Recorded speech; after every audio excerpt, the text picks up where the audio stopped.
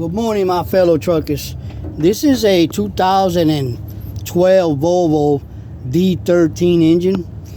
And for all you guys out there that are having problems with the power in high gear and bucking and all kinds of shit going on, well, this is what it started with. It started with a check light on the dash. It said clearly, check fuel filter. And underneath the pump that it shows in the little diagram, it had like a water sign on the bottom.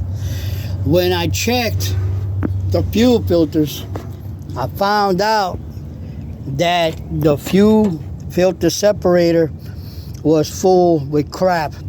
It was contaminated, so I went on ahead and replaced both fuel filters and began the process of priming it.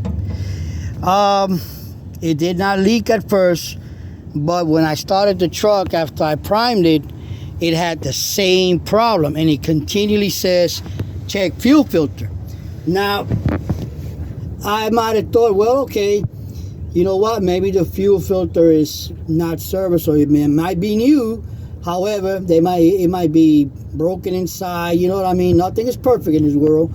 So I went on ahead and bought a second set of filters. I did fill them up with fuel, both of them, before putting them in. And I went ahead and primed it on the old housing that I just showed you guys right here.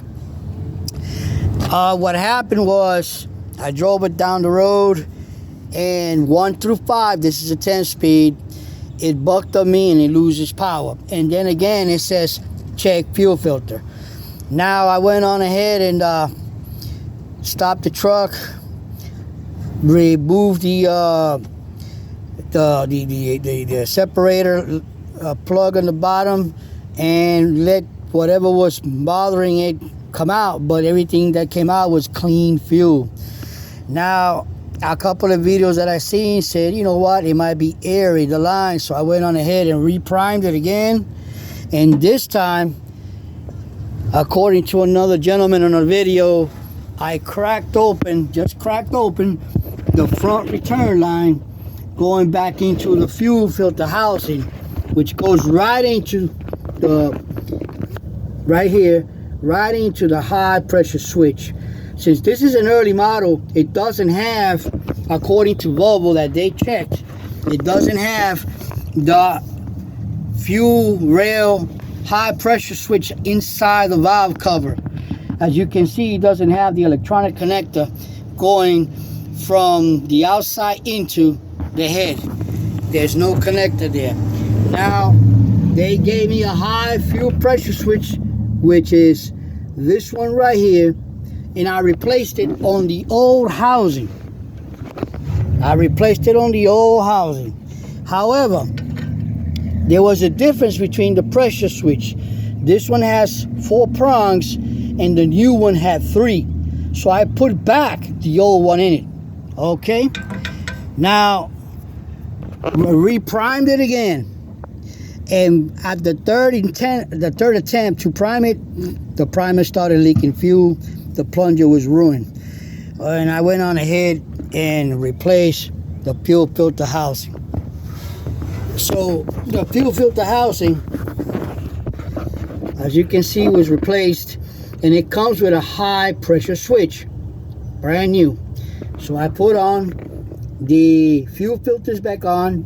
Actually, this is the second set of brand new fuel filters that I put in, filled them up with fuel, and went ahead and primed it. And it really took like maybe 5 or 6 pumps, and it got steady, very hard, and you can feel the pressure building up after 5 pumps. I didn't even have to go 200 pumps like the manual said. And I went on ahead and started the truck, and it gave me the same problem. It says on the dash, check fuel filter. Now, I noticed that when I took out the filters from the old housing, the filters were not full all the way. They were probably half full. The fuel filter separator was empty because I emptied it out. But the big long one was not full. It should have been full. So now the suspicion is that I'm not getting fuel from the fuel pump. I'll keep you posted.